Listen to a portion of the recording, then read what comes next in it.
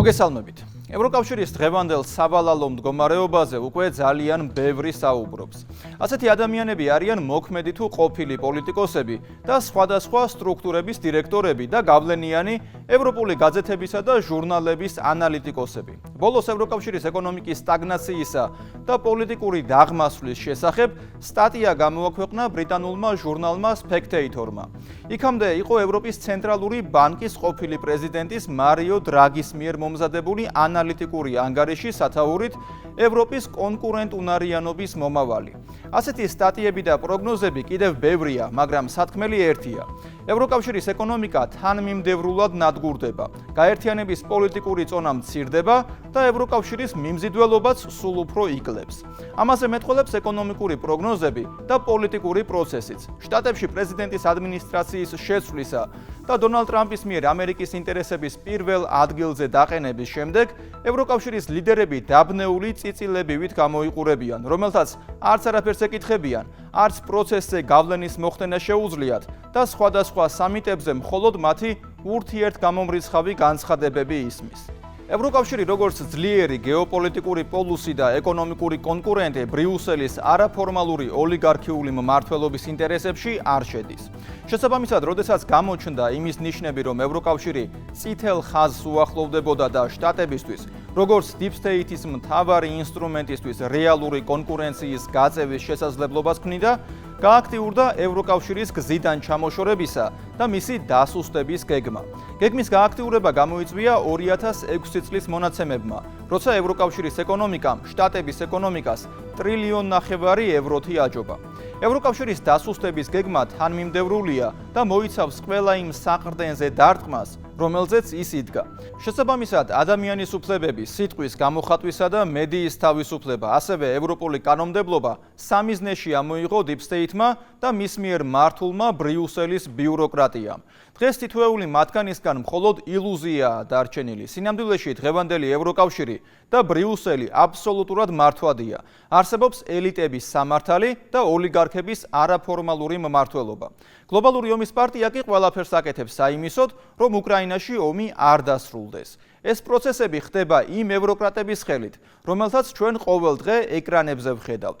ძირითადი მოქმედი პირები არიან გერმანიის, საფრანგეთის, ბრიტანეთისა და ევროკომისიის ლიდერები. მარიონეტების უკვე მეორე რგოლია პოლონეთის, ბალტიისპირეთისა და ევროპარლამენტის სპიკერები. თუმცა ყველა მათგანის საქმე ერთია: ევროკავშირის დასუსტება და მისი სრულად დამორჩილება Deep State-ისთვის.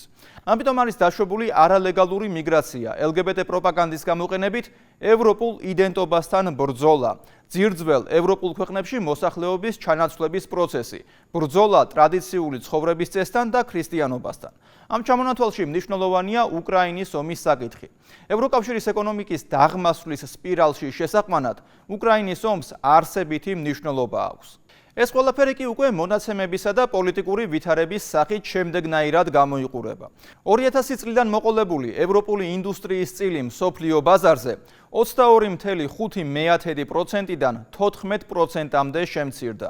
ევროპული ინდუსტრიის წილი მსოფლიო ბაზარზე ფოლადის წარმოებაში 7%-დან 4%-მდე შემცირდა.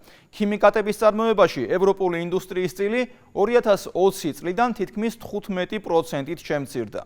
2017 წლის შემდეგ ევროკავშირში წარმოებული ავტომობილების რაოდენობა 4 მილიონით შემცირდა. ევროპაში 2015 წლის შემდეგ 3 მილიონი ფერმა გაქრა. ევროპაში ენერგოპროდუქტების ფასები აზიასთან შედარებით 4-ჯერ ძვირია და 5-ჯერ უფრო ძვირი, ვიდრე შეერთებულ შტატებში. ამას ბრიტანული ჟურნალი Spectator-ი წერს. ეს მონაცემები იმას ნიშნავს, რომ ევროკავშირი დაღმასვლის სპირალში უკვე შევიდა და ასე ერთბაშად პროცესის შემოbrunება ვეღარ მოხდება. ვეღარ მოხდება ერთი მარტივი მიზეზის გამო. ასეთი ეკონომიკური შედეგები წლების წინ დაწყებული ანტიევროპული პოლიტიკის შედეგია. პროცესის შემოbrunებას ისევ წლები დასჭირდება, 10 წლეულები თუ არა.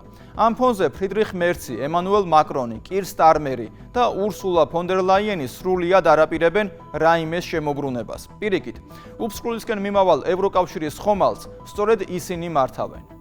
ნახოთ რა წერს ფრანგული გაზეთი Le Figaro. სტატიაში სახელწოდებით ევროკავშირი თავისი ბიუროკრატიის მძევალია, წუხარებაა გამოთქმული, რომ ბლოკი უარს ამბობს იმ ინიციატივების განხორციელებაზე, რომლებიც ევროპულ ეკონომიკას ხელახლა აამოქმედებს. შედეგად ევროპამ გაანადგურა თავისი სოფლის მეურნეობა და მრეწველობა და აღარ შეუძლია კონკურენცია გაუწიოს ამერიკასა და ჩინეთს. ევროპის ცენტრალური ბანკის ყოფილი პრეზიდენტი მარიო დრაგი 2024 წლის სექტემბერში ამბობდა, რომ ევროპა ამ საუკუნის დასაწყისში ეკონომიკური ზრდის შენელების წინაშე აღმოჩნდა.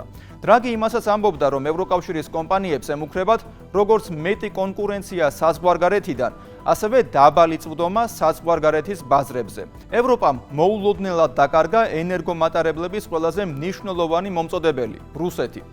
რუსეთთან ურთიერთობას რაც შეეხება, რამდენად მოულოდნელი იყო ენერგორესურსების დაკარგვა, ძნელი სათქმელია. იმ ფონზე თუ რა ჯიუტად და თანმიმდევრულად ასრულებდა ევროკავშირი გლობალური ომის პარტიის დავალებას რუსეთთან დაპირისპირების თაობაზე. ევროკავშირის ეკონომიკურ სტაგნაციაზე ნახეთ გიორგი მდივანის სიუჟეტი. ავტორიტეტული ეკონომისტები და ანალიტიკოსები ევროპულ კონტინენტზე არსებულ კრიზისზე შემაშფოთებელ პროგნოზებს აკეთებენ, რამაც ევროპული ქვეყნების მოსახლეობისთვის შესაძლოა საბედისწერო შედეგები მოიტანოს. ჩემი აზრით, ჩვენ უკვე ვიმყოფებით კრიზისის რეჟიმში. ევროპილების ერთ-ერთი მთავარი ევროპული მედია, ფრანგული ფიგარო, შელამაზების გარეშე ფრაუ ფონ დერ ლაიენს და ევრობიუროკრატიას სერიოზულ ბრალდებას უყენებს. ფრანგული მედია მიიჩნევს, რომ ევროკავშირი საკუთარი ბიუროკრატიის ტყვეობაში იმყოფება.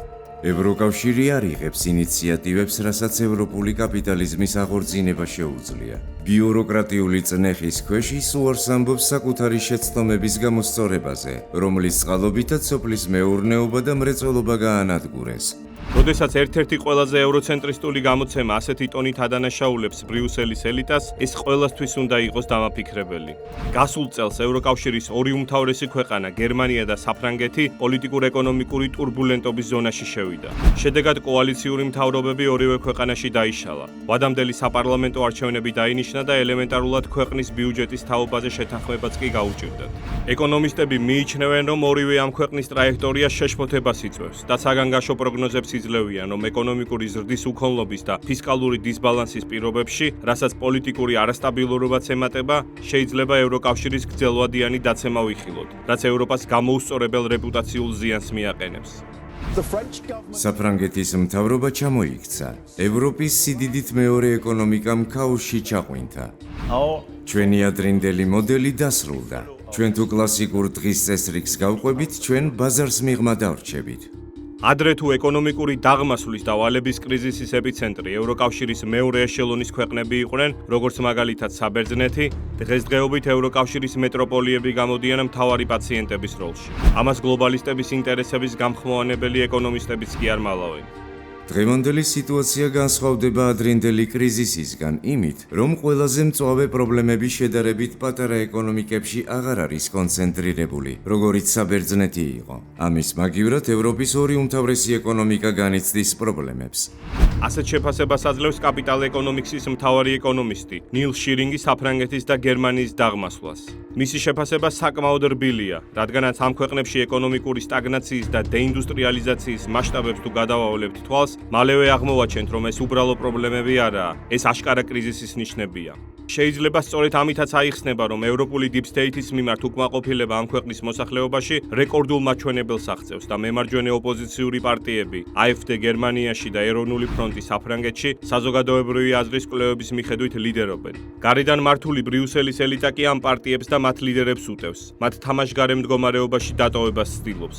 დეინდუსტრიალიზაციამ და ამის შედეგად გამოწვეულმა სამუშაო ადგილების შემცირებამ გერმანიის და საფრანგეთის წამყვანი კომპანიები მოიცვა, რომლებიც 10 წლეულების განმავლობაში ევროპულ ხარისხთან და სტაბილურობასთან ასოცირდებოდა.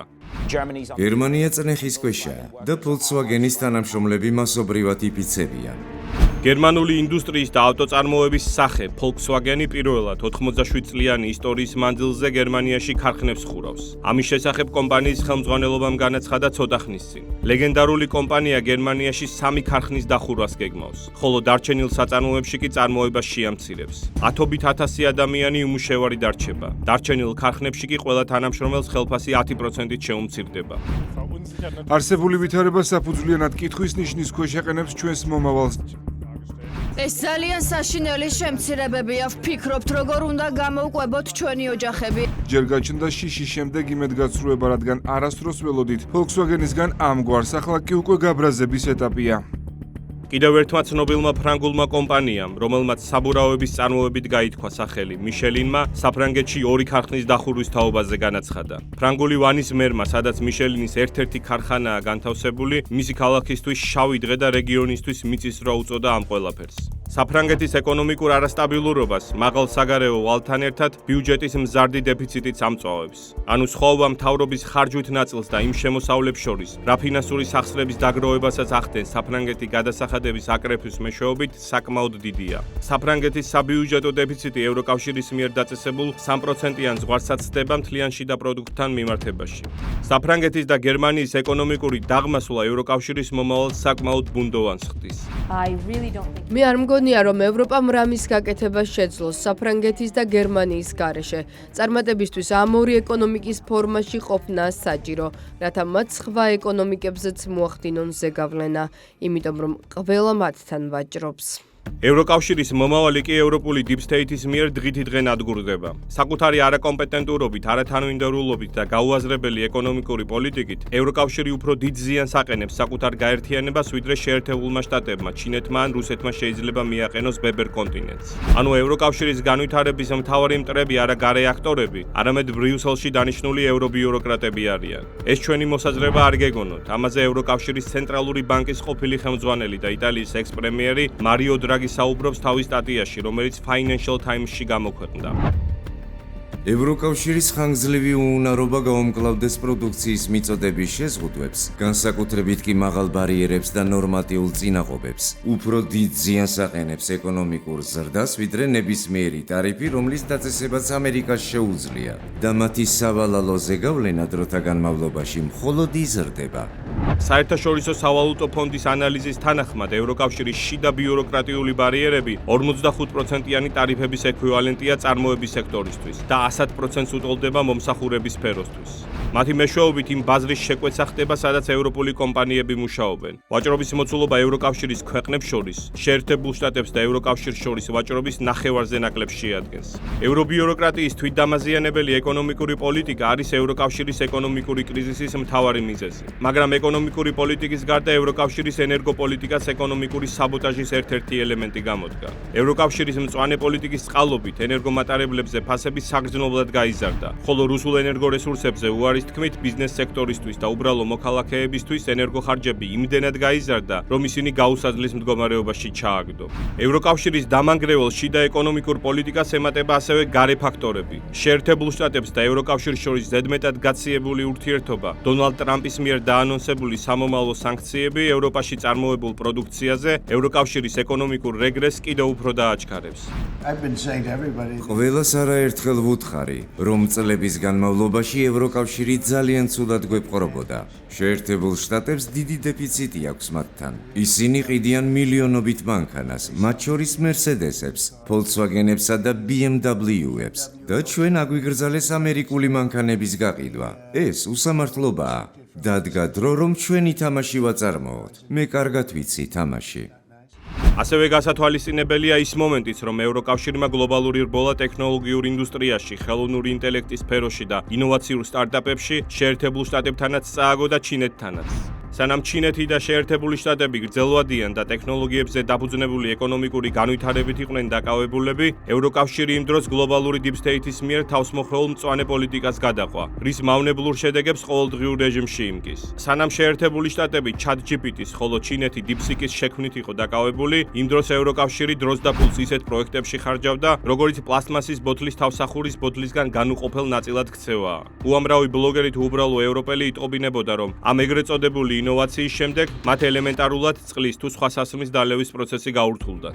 ევროკავშირსა და შეერთებულ შტატებს შორის ყველაზე დიდი დისბალანსი ციფრულმა სექტორმა გამოიწვია. შედეგებმაც არ დააყოვნა 2000 წლიდან დღემდე შეერთებულ შტატებში შემოსავალი ერთ სულ მოსახლეზე ევროპულ მაჩვენებელთან შედარებით ორჯერ მეტად გაიზარდა. არაკონკურენტუნარიანი გარემოს გამო უამრავმა ევროპულმა კომპანიამ ევროკავშირით დატოვა. მაგალითად, ევროპულმა ქიმიურმა გიგანტმა BASF-მა საკუთარი ქარხნები შეერთებულ შტატებში გადაიტანა. ასევე კიდევ ერთ ინგლისელთმა მსხვილმა კომპანიამ ArcelorMittalმა წარმოების ნაწილობრივი ტრანსფერი მოახდინა შეერთებულ შტატებში.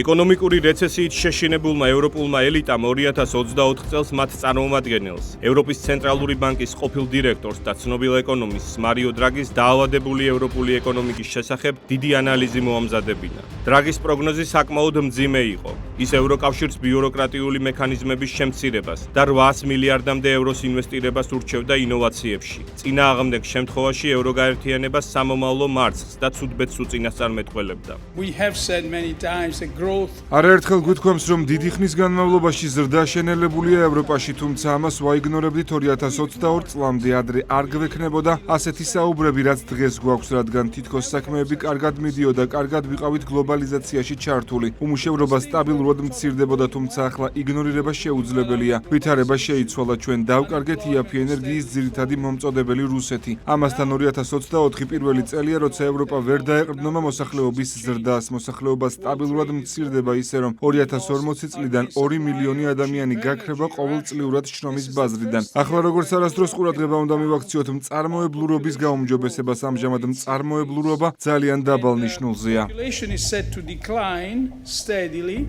მაგრამ გლობალური ომის პარტიის მარიონეტმა ევროკრატებმა მარიო დრაგის რჩევა ყურად არიღეს და გადაწყვიტეს რუსეთ-უკრაინის ომს საკუთარი გაერთიანების სამომავლო პერსპექტივა გადააყოლონ და 800 მილიარდი ევრო, რომელიც ეკონომიკური მდგომარეობის გამოსწორებისთვის უნდა ინვესტირებულიყო, გადაწყდა, რომ ომისთვის მოსამზადებლად დაიხარჯება. ამის შესახებ ევროკომისიის პრეზიდენტმა ურსულა ფონ დერ ლაიენმა მიმდინარე წლის მარტში განაცხადა. 800 მილიარდი ევრო ევროკავშირის გადაიარაღებას, სამხედრო ტექნიკის წარმოებას და სახიფათო საომარ თამაშს მოხმარდება.